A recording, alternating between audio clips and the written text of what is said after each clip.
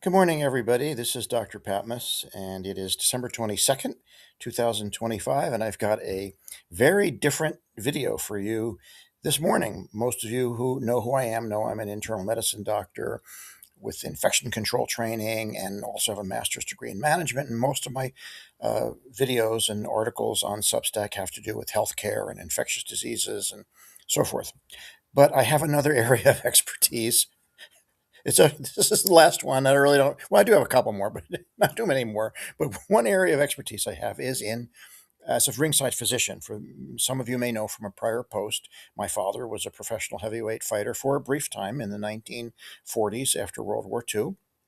I developed an interest in boxing as a child, as an observer. My father, sitting at my father's knee as he taught me how to evaluate fighters.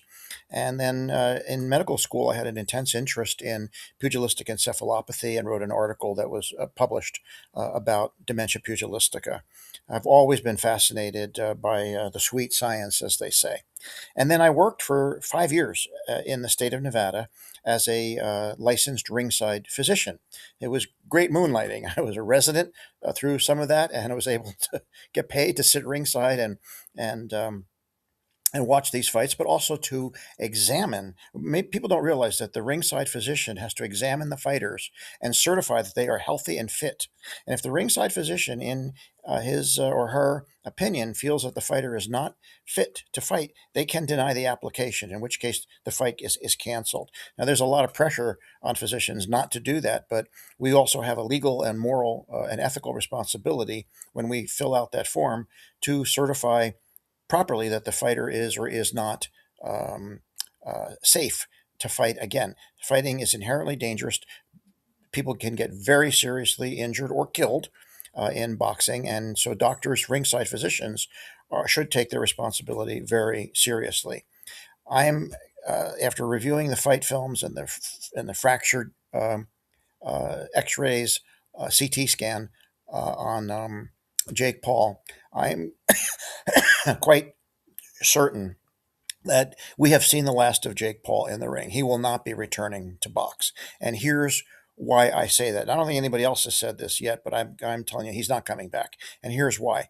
He had a very serious, all fractured jaws are serious, but his fractured jaw is really serious because it's a double fracture. Now, many jaw fractures are double, but if you look at his film, he's got a very significant fracture involving the ramus of both sides of the mandible. Right here, he's got a fracture, and over on this side, there's another fracture. So the punch was so hard that it broke the jaw here and here, and this so in one punch, two fractures. But also, his teeth were significantly disrupted, and this fracture is so bad it's going to require surgery. He had to have his jaw opened, plates and screws put in to fix the fracture zone, and then he is going to have teeth removed, and then um, he'll have to have um, prosthetic teeth put in, with the pins and the screws and all that stuff. What he's looking at is a lot of significant oral maxillofacial and dental surgery coming up. This is a big deal. He may very well not just lose a few teeth. They may end up having to take all of his teeth to put in the those what they do nowadays with the teeth with the screws, and replace the whole thing. That is a real big deal, and here's why it could or will likely affect his future in fighting. The jaw is never as strong after a fracture as it was before. And when you have all that hardware in there, plates and screws, he's going to have lots of metal hardware in his face and in his jaw, and multiple fracture zones. They're all going to be weaker going forward. So he's more likely to suffer additional fractures in the future if he gets punched in the face again, which he will because he doesn't have any boxing skill. You can see the man doesn't know how to box. So he learned a very tough lesson about this. Boxing is not a sport for YouTubers and for fake fighters to run up a false resume against non-competitive fake other fake boxers and look like he's got a real record, and then go in against an Anthony Joshua. That was an insane decision for Jake Paul to do that. He thought he could do it because he got away with it with Mike Tyson, because obviously he rewarded Mike Tyson. But I think Jake Paul is done. It would be a very, very big mistake for him to come back and try to get in the ring again. It's going to take a year for his jaw to heal. And in the meantime, what kind of conditioning and training does he do? And for him to get back in the ring, I think he's going to be gun shy. I don't think he's going to want to go through what he's went through this time. Yeah, he's a big talker about how this was fun. No, it wasn't fun. Getting in the ring, you can die, and it wasn't fun. If he thinks it's fun, then he doesn't understand what boxing is all about.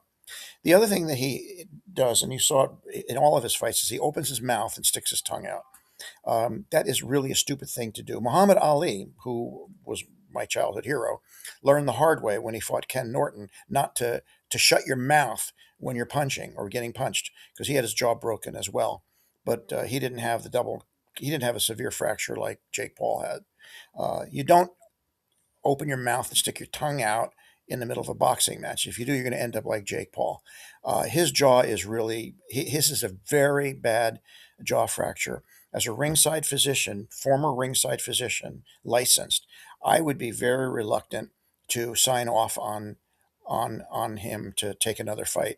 I wouldn't sign that application. My reputation, my license is on the line. My integrity, my credibility is on the line. I would not sign an application for him to fight again. I think it would require a very strong endorsement from an oral maxillofacial surgeon to say that his jaw is perfectly fine to do that. But I don't think he's going to get any oral maxillofacial surgeon who's going to sign off and then say, yeah, go ahead, go fight again. Not after they put in all the effort and hours to fix his jaw. And there's all these other problems he's going to have now with the teeth, and what he's going to have malocclusion, a lot of issues that are going to make his jaw unstable and make it a much higher risk for refracture. I think Jake Paul is done. And hopefully, maybe the end of this travesty of having YouTubers pose as fighters. They're not fighters. They're not real fighters. Jake Paul was never a real boxer. He faked it. He had the only other real boxer he ever faced was Tommy Fury, who's also a novice, and he lost. The rest of his fights were all exhibitions and show fights and fights against people who are not boxers.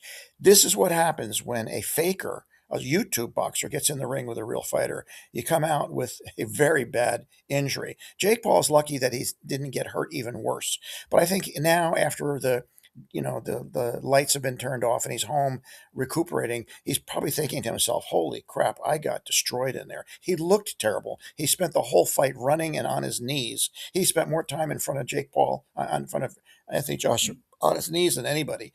It was really a pathetic fight.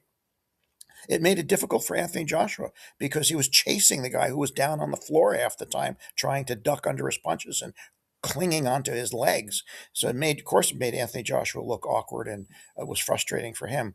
Jake Paul's not a stand-up fighter. So I think he's done. That's it. He's not coming back. I hope he doesn't come back.